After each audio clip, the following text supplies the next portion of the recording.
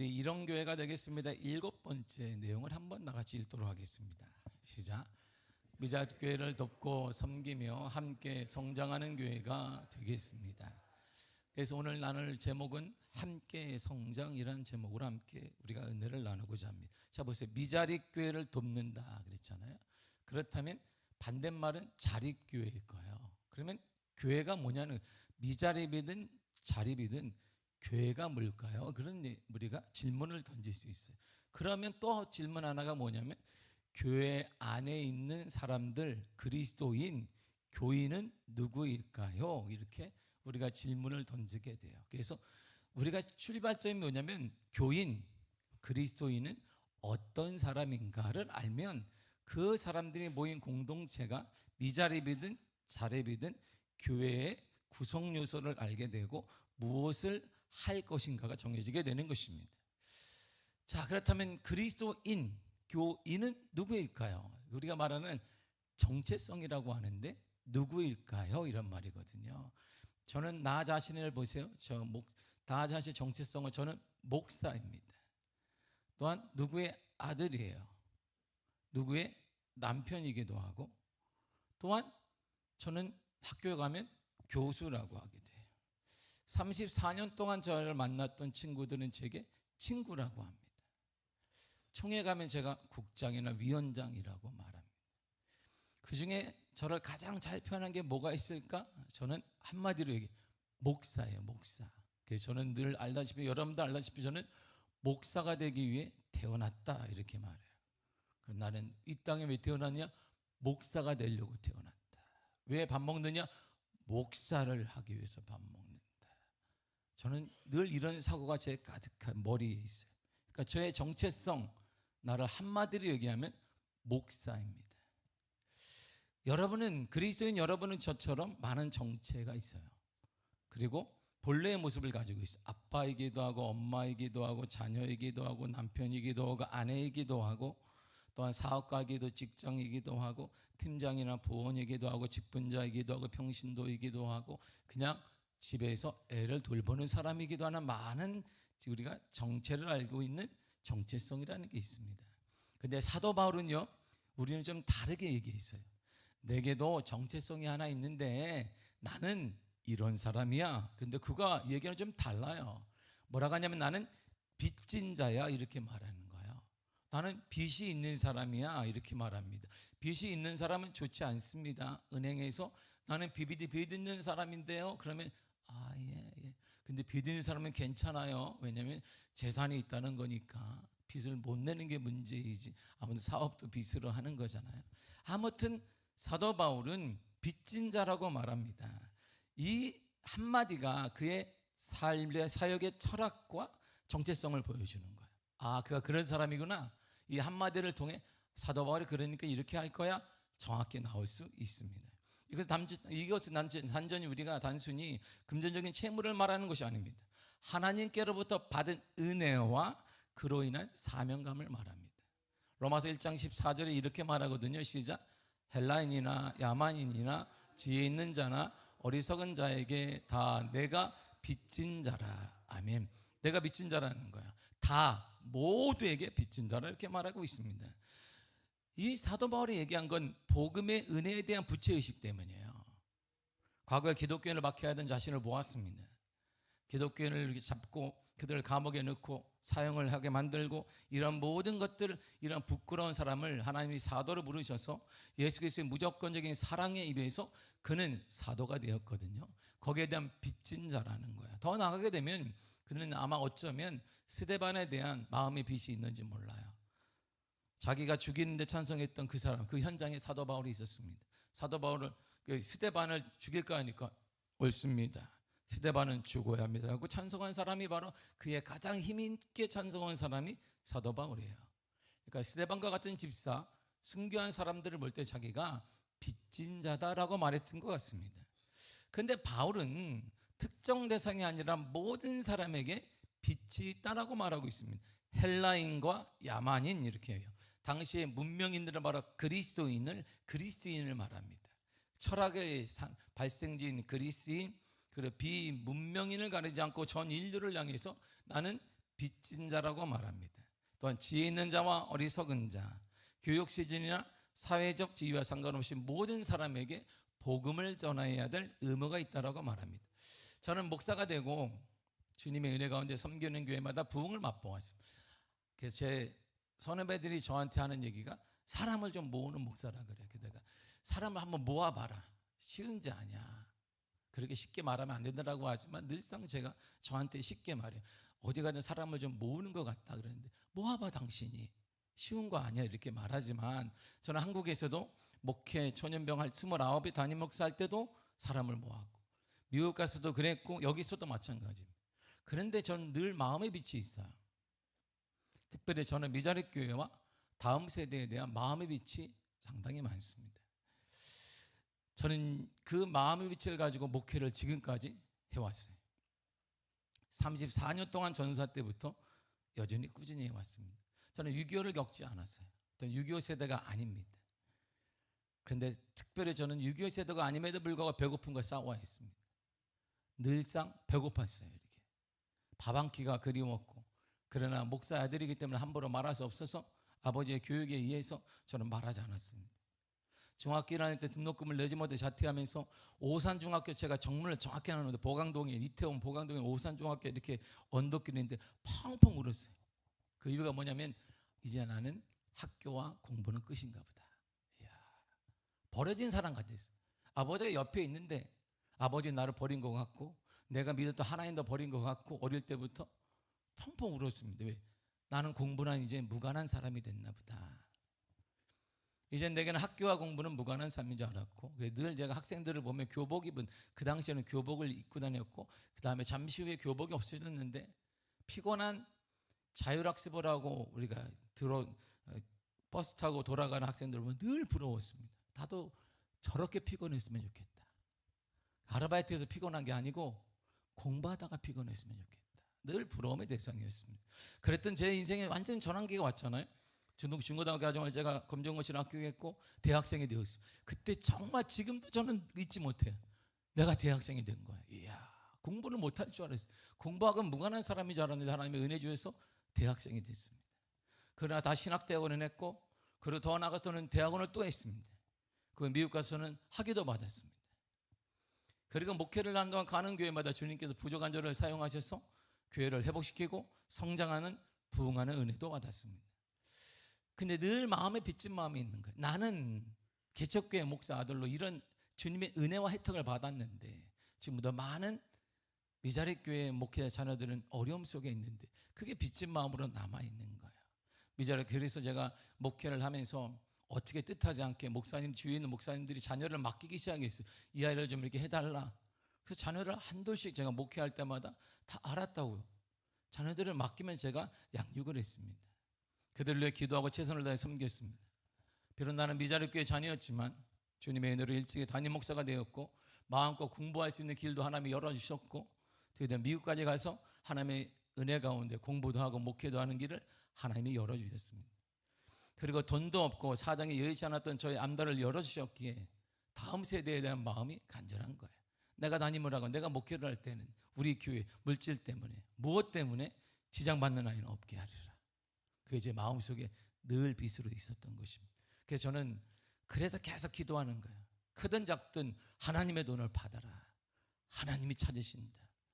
하나님이 찾을 때 이렇게 찾지 않아. 너를 크게 만들어서 하나님이 찾으실 것이다. 그게 복받는 비결이라 저는 확신 있게 말하는 것입니다. 그래서 제 목회의 축이 그러기 때문에 미자립 교회와 다음 세대에 맞춰져 있는 거예요. 삶이 그러기 때문에 그래요. 빚진 마음 때문입니다. 그 한편으로는 늘 부모님을 바라보면 제 마음이 얼마나 아팠는지 몰라요.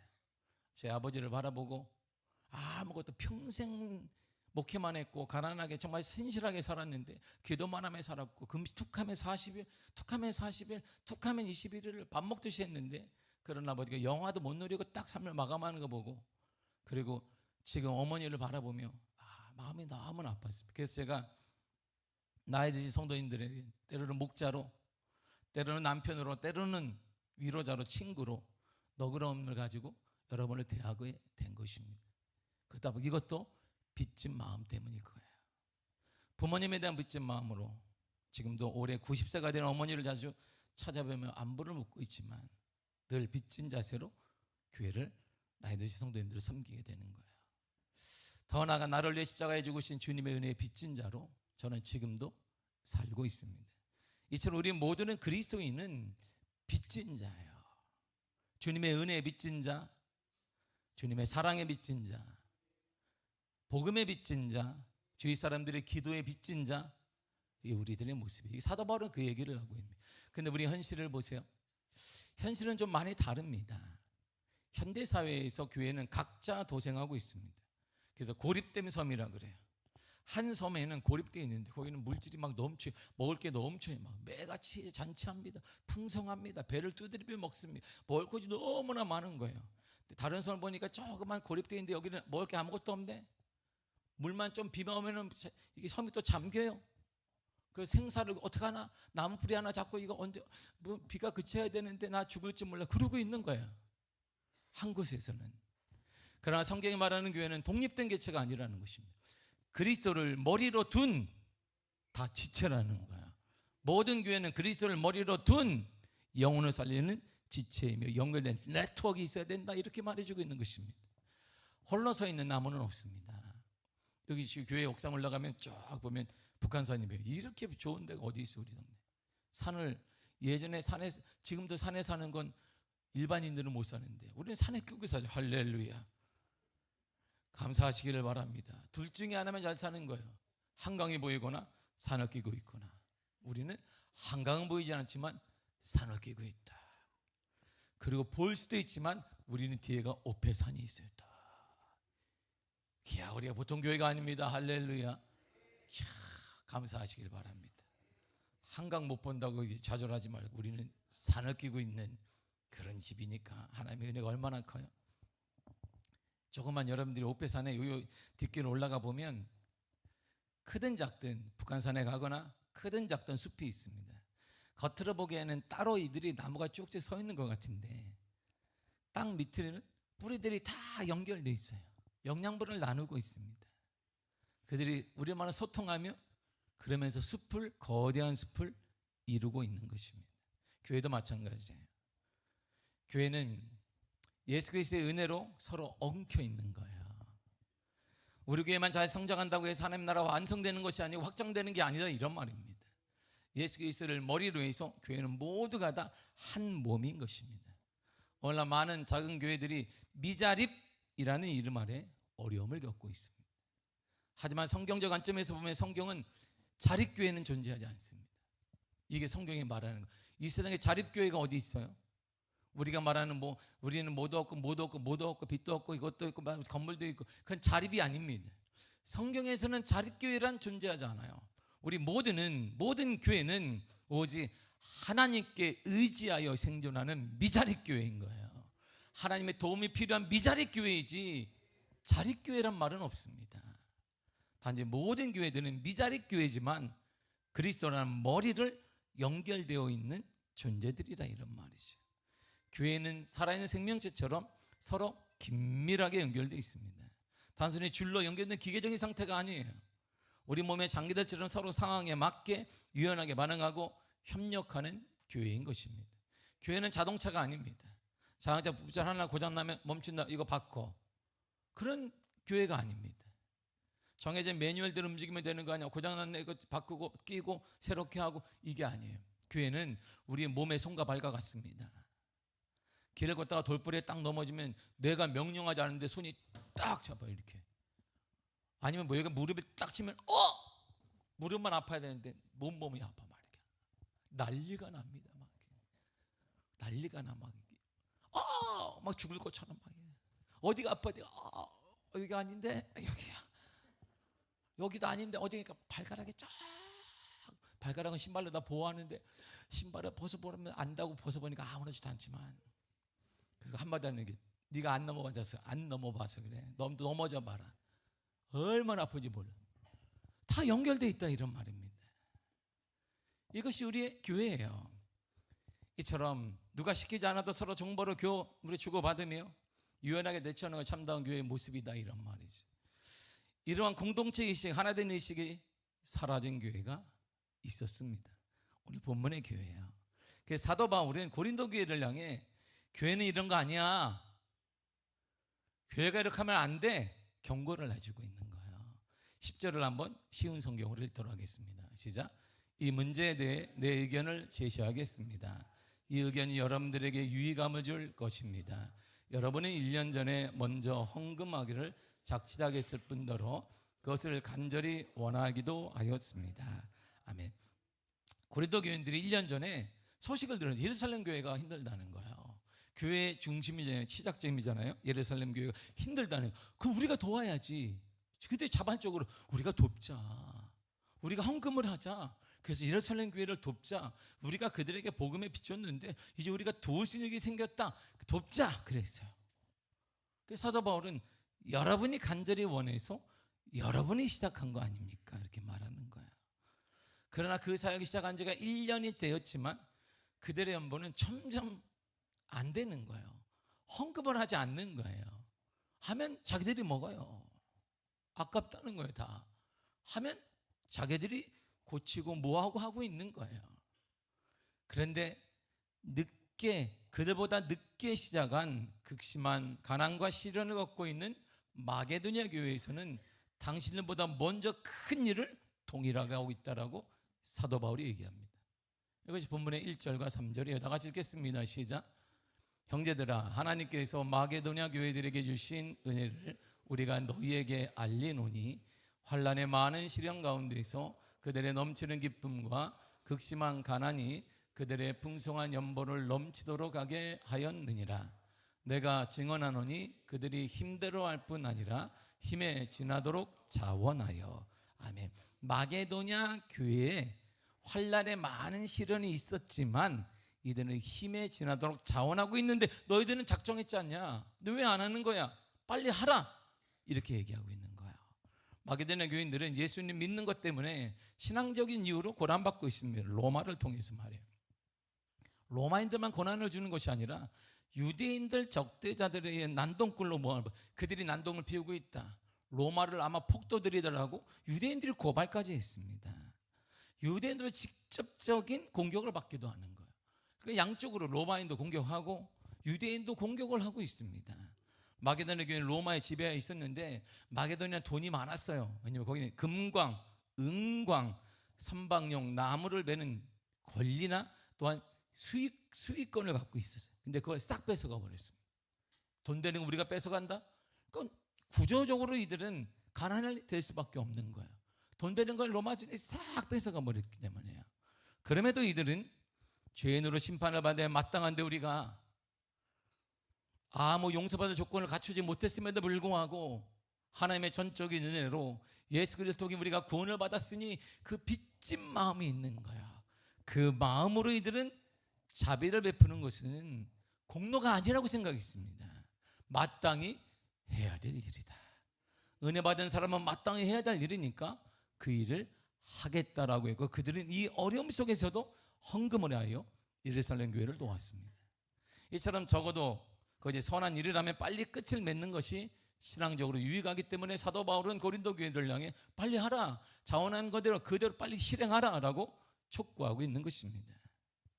그렇지 않고 중도에 그만둔다면 그것은 진실한 신앙이 아니고 앞으로도 승리하는 생활과 하나님의 동행이 없기 때문에 깨닫게 해주고 있는 것입니다. 이런 이유로 인해 사도 바울은 스스로 작정한 연보 헌금을 속히 완성하라. 그래야 예루살렘의 가난한 성도들을 돕고 모교인 예루살렘을 살려야 되지 않느냐라고 말해주고 있는 거야. 이것이 예수 그리스도의 은혜를 성취하는 일이 되기 때문이다라고 고백했습니다. 다시 한번 우리가 이런 교회가 되겠습니다. 7번째를 읽어보겠습니다. 시작. 미자립 교회를 돕고 섬기며 함께 성장하는 교회가 되겠습니다. 아멘. 여러분 미자립 교회를 섬기고 돕고 할 때 기억해야 할 것이 하나 있습니다. 거기는 균등의 원칙이 있어요. 자, 균등의 원칙이 있습니다. 13절로 쉬운 성경 한번 읽도록 하겠습니다. 시작. 다른 사람들은 편하게 하고 여러분은 어렵게 하려고 내가 이러는 것이 아니라 공평하게 하려는 것뿐입니다. 아멘. 보세요. 한쪽은 평안하고 한쪽은 공고한 상태를 경계한다 이런 말입니다. 이것은 자립교회는 계속 비대해지고 미자립 교회는 고립되고 그걸 막아야 된다 이런 말이에요. 성경적 균등과 우리가 공평은 모든 교회의 사이즈를 다 같이 맞추는 게 아니에요. 일관적으로 너 맞네? 잘라 이쪽으로. 그래서 맞추는 거예요. 하향 평준화해서 모든 교회를 맞추는 게 성경적인 원리가 아닙니다. 진정한 공평과 균등은 모두 똑같아지는 것이 아닙니다. 아무도 소외되지 않도록 촘촘히 연결되어 있으라는 거예요. 어떤 교회도 복음을 전하는데 소외되지 않도록 그들을 살려야 된다 이런 말입니다. 이것 잘못 이해한 사고가 우리가 말하는 공산주의인 것입니다. 노동자, 기업가 모든 사람의 수준을 똑같이 만들어야 되는 거예요. 그래서 교육도 똑같이 되어야 되는 것입니다. 우리나라의 이런 교육, 우리나라는 지금 자원이 하나도 없는데 교육을 다 똑같이 만들면 먹고 살 게 없는 나라야. 자, 그 삼성전자가 지금 뛰어나고 있는 것은 전 세계 수재들을 다 모아왔기 때문에 가능한 것이죠. 이 똑같이 만드는 이 잘못된 사고가 고통과 어려움을 주는 것입니다. 주님께서 말씀하시는 공평과 균등은 어느 교회도 복음의 사명을 포기할 만큼 방치되는 상태를 의미하는 거예요. 그렇게 만들지 말아라 이런 말이에요. 복음의 사명을 감당할 수 없는 상태를 만들지 말고 그런 교회가 있으면 도라 이런 말이거든요. 교회의 성장과 부흥 왜일까요? 의미가 정의가 뭘까요? 우리만의 창고를 가득 채우는 게 아닙니다. 제가 아는 한 교회는 저한테 이렇게 자랑해요. 우리 교회는 말이야 현금 200억을 가지고 있어. 오 할렐루야. 탁 목사는 어떻게? 나는 현금이 우리 교회는 없습니다. 내년은 어떻게? 내년은 주님의 책임집니다. 탁 목사 은퇴는 어떻게 하는데? 주님의 책임집니다. 우리 교회 성도들 믿음이 강한지 담임 목사를 알아서 하라고. 주님의 책임집니다. 저한테 그 얘기를 하는데 내가 너무 화가 나기도 했는데 그래요. 좋으시겠네요. 끝. 뭐라고 해서 거기서 좋으시겠네요. 네, 참 좋으시겠습니다. 끝. 그 교회가 신문에 나오는 것도 못 봤고 신문에 선한 일을 한다는 얘기도 지금까지도 들어본 적이 없어요. 부흥과 성장은 우리 교회만의 창고를 채우는 게 아닙니다. 이거는 성경이 말하는 부흥이 아니고 성장이 아니에요. 우리 교회로부터 뻗어나가는 복음의 물질기가 얼마나 넓어졌는가를 가늠하는 것입니다. 이것이 부흥과 성장인 것이에요. 우리 교회를 통해 더 많은 미자립 교회의 생명수가 흘러가게 해야 된다 이런 말입니다. 그래서 항상 장학금을 줄 때 우리가 장학금을 주었지만 20%는 항상 띄어. 아무리 교회가 어렵다 액수 상관없이 20%는 미자립 교회 자녀들에게 나눠줘야 되니까. 그리고 제가 말씀드린 것도 우리가 예전에 아이들을 미국을 데려갔단 말이에요. 유초등부 한 달, 중고등부 한 달, 보름, 대학생 3달을 데려갈 때 우리가 항상 그중 20%는 미자립 교회들. 그러나 애들은 돈을 받지 않는다. 그래서 하나님 우리에게 이렇게 은혜를 주신 거예요. 그래서 하나님이. 장학금도 마찬가지. 크든 적든 액수에 상관없이 우리 교회 장학생이 20%, 10명이면 2명은 외부 애들에게 준다. 그래 하나님이 기뻐한다. 이걸 지키고 있는 거예요. 쉬운 게 아니에요. 담임으로 쉬운 건 아닙니다. 내가 우리 교회 애들 더 많이 주고 싶은 게 사실이죠. 그럼에도 불구하고 이 지키는 것은 하나님이 우리 교회를 통해 많은 은혜를 주셨고 우리 교회는 빚진 교회이기 때문이에요. 무엇이라도 어떤 일을 하든 우리 교회는 미자립 교회와 함께 하려고 하는 것입니다. 우리의 부흥과 성장을 함께 나누려고 하는 것입니다. 미자립 교회를 돕고 섬겨 누리는 복이 하나 있습니다. 본문의 14절입니다. 시작. 이제 너희의 넉넉한 것으로 그들의 부족한 것을 보충함은 후에 그들의 넉넉한 것으로 너희의 부족한 것을 보충하여 균등하게 하려 함이라. 아멘. 보세요. 저 가장 중요한 단어가 뭘까요? 여러분 딱 보세요. 빨간색 아닐까요? 일부러 안 쳐놨어요. 뭘까요? 후에. 저기다가 빨간색을 꽉 쳐놓으면 후에. 후회를 한다는 게 아니라 레이러, 나중에 이런 말이에요. 후에. 어떤 선들은 우리 교회가 주기만 한다고 생각합니다. 우리 교회도 그런데 왜 계속 줘요 목사님? 그럴 수 있습니다. 충분히 이해합니다. 그러나 바울은 그들의 넉넉함이 후에, 나중에 우리가 부족하고 어려울 때가 올 때 채워주게 될 거라는 거예요. 뭐 그들이 채워주겠네요. 그러면 예루살렘 아니, 주님이 채워준다는 거예요. 사람이 채워주면 한계가 있지만 주님이 채워준다는 거예요. 그러니까 사이즈가 달라요. 하나님이 주는 사이즈, 하나님의 은혜가 다른 거예요. 내가 당신을 도우니까 당신이 나를 준다. 그건 사이즈가 작지. 근데 내가 하면 그들을 섬기고 그들의 부족함을 내가 보충해주면 후에 내가 어려움 당할 때, 우리 가정이 어려움, 우리 가문이 어려움, 우리 교회가 어려움 당할 때 하나님은 하나님의 방법으로, 하나님의 사이즈로 우리를 채워준다는 거예요. 넘치게 채워주신다는 것입니다. 이게 하나님의 은혜인 거야. 복은 이렇게 받는 거야. 복은 가문의 복도 이렇게 받는 거, 교회의 복도 이렇게 받는 것입니다. 우리가 넉넉한 자연을 미자립게 흘려보낼 때 그 재정은 사라지는 것이 아닙니다. 하나님 나라의 생태계를 살리는 에너지가 되는 거예요. 그 에너지는 다시 내게 비치는 거예요. 이렇게 다 내가 정말 힘들 때, 그늘에 있을 때 하나님은 그 에너지 빛을 우리에게 딱 비춰주는 거예요. 내가 너와 함께한다. 내가 너와 함께한다. 이게 하나님의 은혜인 거예요. 하나님 멋있어요. 그래서 전도 11장 1절 이렇게 말하잖아요. 시작. 너는 내 떡을 물 위에 던지라. 여러 날 후에 도로 찾으리라. 아멘. 자 보세요. 떡이 여기 빵인데 떡을 이렇게 물 위에 확 던지면 물이 어떻게 돼요? 떡이. 떡은 빠지고 빵은 흘러가. 떡은 무거우니까 가라앉아요. 빵은 흘러가, 이렇게 쭉 흘러가다가 어느 순간에 물을 먹어도 딱 가라앉아. 뭐야? 그런데 여러 날 후에, 후에 의미가 없다 이런 말이에요. 우리가 볼 때 뭐 의미가 있을까요? 그거 내가 무자력게 돕는다 우리가 무슨 의미가 있을까요? 우리도 그런데 그게 아니란 말입니다. 세상에는 사라져요. 없어집니다. 그러나 하나님의 나라 방정식은 달라요. 우리가 믿음으로 떡을, 재정을, 사랑을, 기도를 미자립게 던지면 반드시 후에 돌아오리라 그러는 거예요. 돌아올 때는 30배, 60배, 100배, 1000배로 돌아온다 이런 말이에요. 이게 하나님의 계산법이에요. 이게 하나님의 계산법. 저는 그 계산법대로 목회를 해왔고 그 계산법에 따라 하나님이 주신 은혜를 받으며 살아왔어요. 어떻게 제 삶을 어떻게 설명하겠어요? 어떻게 후원자도 없고 아버지도 그런데 아버지 내게 준 게 아무것도 없는데 믿음 하나 받았는데 저는 이 방법으로 살았습니다. 그 하나님의 은혜를 지금까지 받고 있는 거예요. 주님은 저와 여러분들 이렇게 말씀하십니다. 잠언서 19장 17절입니다. 시작. 가난한 자를 불쌍히 여기는 것은 여호와께 구워드리는 것이니 그의 선행을 그에게 갚아주시리라. 아멘. 항상 이렇게 비판하지 말라. 너의 비판은 너의 비판을 받을 것이요. 이렇게 얘기하거든요.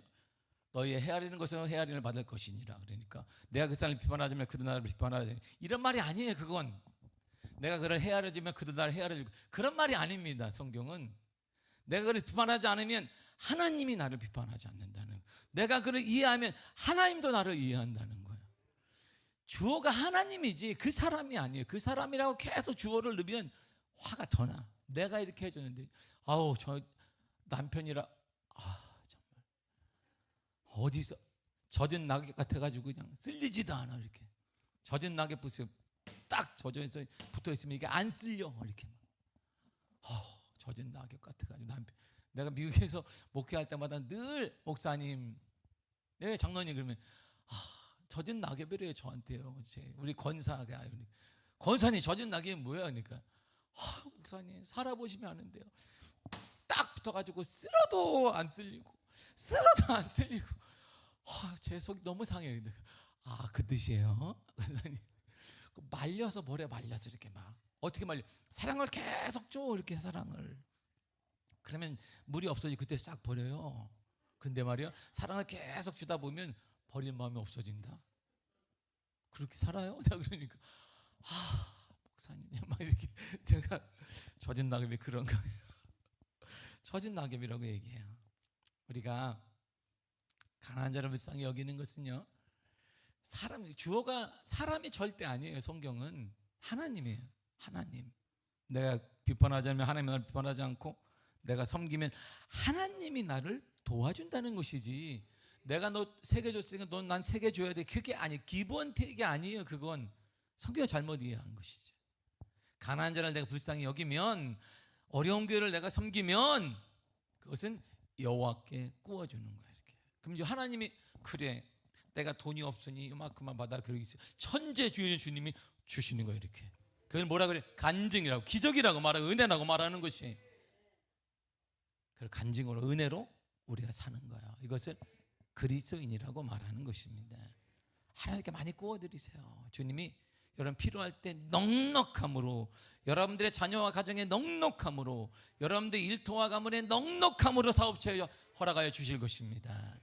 하나님을 진실되게 섬기는 자가 누구일까요? 하나님을 공경하는 자는 어떤 사람이에요? 하나님을 공경하는 자는 이렇다라고 말합니다. 잠언서 14장 31절입니다. 시작. 궁핍한 사람을 불쌍히 여기는 자를 주를 공경하는 자니라. 주를 사랑합니다, 공경, 이렇게 말하지 말라. 누구? 어려운 자를 불쌍히 여기는 것, 미자립 교회를 섬기는 것, 미자립 교회가 복음 전하는데 절망하지 않고 그들을 세워주는 것, 바로 하나님을 공경하는 자의 모습이다, 이런 말입니다. 그래서 주님은 우리에게 직접적으로 말씀하셨습니다. 마태복음 25장 40절입니다. 시작. 너희가 여기 내 형제 중에 지극히 작은 자 하나에게 한 것이 곧 내게 한 것이니라. 아멘.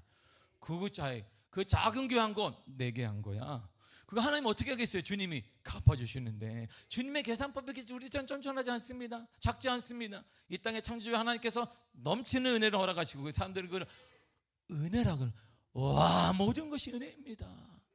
하나님 것이 기적입니다. 다른 사람이 그걸 간증이라고 말하는 거예요.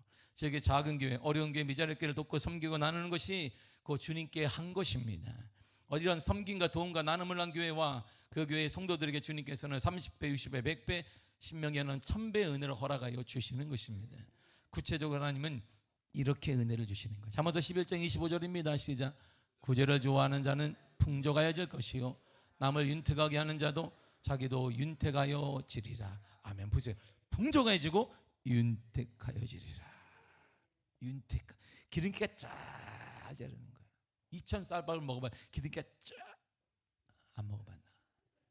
2000쌀밥. 내가 한 달 전에 2000에서 목사님 초청으로 갔더니 밥을 먹으러 갔더니, 와, 상을 이렇게 큰 거 들고 와. 이렇게 두 분이 들고 오더니 거기다 내 세상에 딱 끼더니 이거 쭉 밀어요. 그쪽에 앉아가 앉아있는데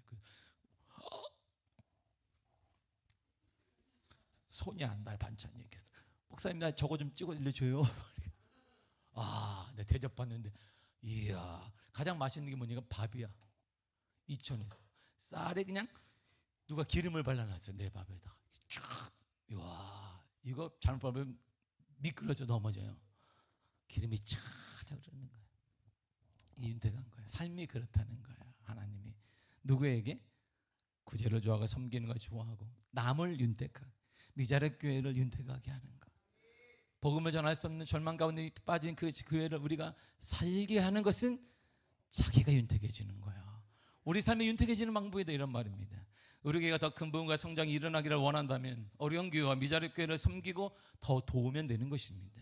여러분의 가정과 직장과 사업과 그리고 진로 등이 활짝 열리고 형통하기를 정말 원한다면 어려운 교회와 미자립 교회 자녀들 섬기는 데 동참하시기를 바랍니다. 장학사업에 동참하시기를 바랍니다. 다 참여하시길 바랍니다. 주님께서 영육의 형통을 허락하여 주실 것입니다. 윤택한 삶을 허락하여 주실 것입니다. 미자립 교회를, 주님께는 절대 거저가 없습니다. 주님께서는 미자립 교회를 돕고 섬기는 교회, 우리 교회에 동참한 여러분들에게 더 큰 부흥과 성장과 성숙을 허락하여 주실 것이고 더불어 윤택한 삶을 허락하여 주실 것입니다.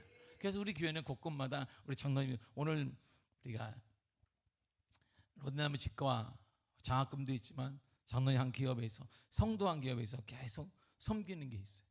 미자립 교회를 섬깁니다. 제 뜻이 그랬었는지 몰라도 미자립 교회를 계속 우리 교회가 적지 않게 섬깁니다. 그러니까 이게 홈페이지 올라가면 수십 통이 와요. 이렇게 우리 교회만 보고 있나 봐요. 이렇게 홈페이지 장학금도 막 내가 신청하라는 말도 안 했는데 그냥 계속 저한테 또 여기 막 이렇게 목사님 소설도 쓰고 목사님 우리 교회가 막 있으니까 마음이 너무 아픈 거야. 얼마나 힘들까. 아이들은 얼마나 힘들까. 당신은 사명이라고 하지만 자네들은 얼마나 힘들까. 그게 제 마음이 아파서 선배라고 선배를 해서 우리가 주게 되는데 이 일에 동참하는 기업이 우리 교회에 적지 않게 있어요. 그래서 하나님의 은혜를 우리가 받고 있는 것입니다. 미자립 교회를 돕고 섬길 때 함께 성장하는 은혜를 경험할 수 있어요. 본문의 15절을 보겠습니다. 시작. 기록된 것 같이 많이 거둔 자도 남지 아니하였고 적게 거둔 자도 모자라지 아니하였느니라. 아멘. 출애굽기 16장 13절 이하를 보면 하나님께서 만나 얘기, 저건 바로 만나 이야기거든요. 만나를 내려줄 때 보면 많이 거둔 자도 있잖아요. 와, 오늘은 욕심 나가지고 그냥 만나를 막 거는 어느 사람에게 엘레강스하게 턱 찍어가지고 이렇게 몇 개만 거뒀어요. 많이 거둔 자나 적게 거둔 자나 남음도 없고 그도 모자람이 없다, 이렇게 말씀하셔. 모두가 다 배부르게 먹었다, 이런 말이에요. 이 내용이 출애굽기 16장에 있거든요. 17절과 8절입니다. 시작. 그 거둔 것이 많기도 하고 적기도 하나 오멜로 되어 본즉 많이 거둔 자도 남음이 없고 적게 거둔 자도 부족함이 없이 각 사람은 먹을 만큼만 거두었더라. 아멘. 이 만나 사건이 뭐라고 하냐면 이 구조를 얘기하는데 독점하는 것이 불가능한 구조예요. 그래서 자기가 독점을 하지 못하게 만든 거예요. 하나님이. 하나님 나라의 경제학, 하나님 나라의 방정식은 내가 많이 가졌을 때 내가 많으니까 남을 도와주는 거, 그거 아니다, 이런 말이에요. 우리 교회가 많은 부를 취하면 이제 늘 하는 말이죠. 내가 여기 이것만 되면, 그래서 얘기했잖아요. 나 어릴 때도 우리가 주택복권 처음 나와서 어른들이 그냥 요번에 주택복권을 계속 헌금해, 사람들이 이렇게 막. 내가 교회 어린데 보는데 왜? 그때 1억이면 집 한 채 샀어요. 그걸 계속 헌금해. 그렇게 헌금을 많이 받는데 우리 교회에 유익이 됐다는 거 한마디 듣지 못해. 왜? 다 꽝이야. 그래서 하나님 이거를 막게 하여 주시옵소서 하고 아마 맞았으면은 더 큰 분란이 일어났을 거예요. 목사님 제가 잘못했는데 50대 50으로 하시든지, 하나님께 50만 드려 충분하지 않겠습니까? 이럴지 몰랐는데 하나님 그걸 아시고 하나님 분쟁이 없도록 다 꽝을 만들어 놨어요. 모든 사람들이 이렇게 얘기해. 내가 이번에 풀리기만 하면, 이번에 내가 잘 되기만 하면 내가 하나님의 일하게. 그게 아니에요. 하나님 나라 방정식은 내가 많이 갖게 되면 남을 주는 것이 아닙니다. 내가 가진 것이 공동체 거야. 공동체를 위한 거야, 이렇게 말씀하시는 거야. 너 지금 가져 있는 거, 배운 거, 그거 공동체를 위해 너에게 준 거야. 그 공동체를 살리라고 너에게 준 거야. 이게 바로 만나를 통한 우리의 교훈이에요. 그래서 많이 거둔 자의 남은 것은 적게 거둔 자의 채우기 위해서 주님께서 맡겨주신 거예요. 그러니 우리 교회에 선한 복을 주시고 우리 교회가 빚도, 은행빚도 더 갚게 하시고 이렇게 많이 모여 예배드리고 말씀 훈련도 받고 가정 예배 드릴 수 있는 시스템을 갖게 하신 것은 미자립 교회를 섬기고 도우라는 하나님이 허락하신 선물이란 말이에요. 우리 교회에 있으니까 주는 게 아니라 그 선물을 받았으니까 그건 누구 거니? 그거는 미자립 교회를 위한 겁니다, 이런 말이에요. 진정한 성장은 나무 하나가 숲을 독점하는 게 아닙니다. 작은 나무는 죽지 않고 제자리에 꽃을 피울 수 있도록 돕는 것이 진정한 성장이에요. 미자립 교회가 무너지지 않고 복음사가 잘 감당하도록 돕는 것은 우리 교회가 살아있느냐, 부흥하고 있느냐의 축복을 받고 있느냐를 가늠하는 중요한 강력한 증거입니다. 가장 확실한 기준입니다. 하나님 나라 방정식은 뺄셈이 아니에요. 하나님 나라 방정식은 나눗셈하고 곱셈을 하는 것입니다. 자, 넉넉함을 나눠요. 이렇게 분배를 합니다. 그래서 공평과 균등을 이루어요. 많이 거둔 자, 자립한 교회, 우리 교회의 남음은 교만을 꺾는 열쇠가 될 거예요. 다 균등하게 되면. 왜요? 나누어도 남는데 전적인 하나님의 은혜로 밖에는 설명할 길이 없기 때문에 교만할 수 없는 것입니다. 또한 적게 거둔 자, 즉 미자립 교회의 채워짐은 감사의 고백이 될 것이고 더욱 힘차게 복음을 전할 수 있는 능력으로 나타나게 될 것입니다. 이처럼 교회의 성장은 미자립 교회를 돕기고 섬기고 돕는 데 큰 역할을 감당하게 될 것이고 하나님 나라 확장하는 열쇠가 되는 것입니다. 교회는 모두가 다 연결돼 있어요. 미자립 교회를 돕고 섬기는 큰 역할을 감당할 수 있도록 하나님께서는 함께 성장할 수 있는 은혜를 주신 것입니다. 함께 성장한 우리 교회가 더 많이 돕고 더 많이 섬기고, 그래서 미자립 교회와 함께 성장하는 교회가 되어야 합니다. 주님께서 넉넉한 은혜를 우리 교회에 허락하여 주실 것입니다. 재적이 넉넉하지 않아도, 물질이 넉넉하지 않아도 나눌 수 있는 마음과 믿음을 가진 사람과 교회는 그 물질이 하나님께로부터 왔다는 사실을 알고 있기 때문에 여분의 것을 가난한 사람에게 나누어 주어요 우리가 흔들림이 없는 것입니다. 그러면 주님께서 그 삶을 윤택하게 만들어 줄 거야. 더 큰 믿음과 더 큰 축복을 허락하여 주실 것입니다. 한 번도 경험하지 않은 은혜를 주실 것입니다. 늘 우리가 말하듯이 아인슈타인이 늘 말했다고 하는 것처럼 어제와 똑같이 살면서 다른 미래를 기대하는 것은 정신병 환자의 초기 증세라고 말하는데, 어제 똑같이 살면서 올해는 달라질 거야, 미래는 달라질 거야, 천만에 그런 일은 없습니다. 신앙은 우상이 아닙니다. 신앙은 여러분들의 복권도 아닙니다. 심은 대로 거두고 행한 대로 받는 것입니다. 여러분들의 올해 미래가 올해 마지막에 내년이 풍성해지기를 원한다면 좀 다르게, 그전과는 다른 사이즈로, 그전과는 다른 믿음으로, 그전과 다른 기도로, 그전과는 다른 섬김으로 섬겨야 하나님의 역사를 경험하게 되는 것인데, 똑같이 하면서 올해는 달라지겠죠. 그렇지 않습니다. 하나님의 법칙은 심은 대로 거두고 행한 대로 받는 것입니다.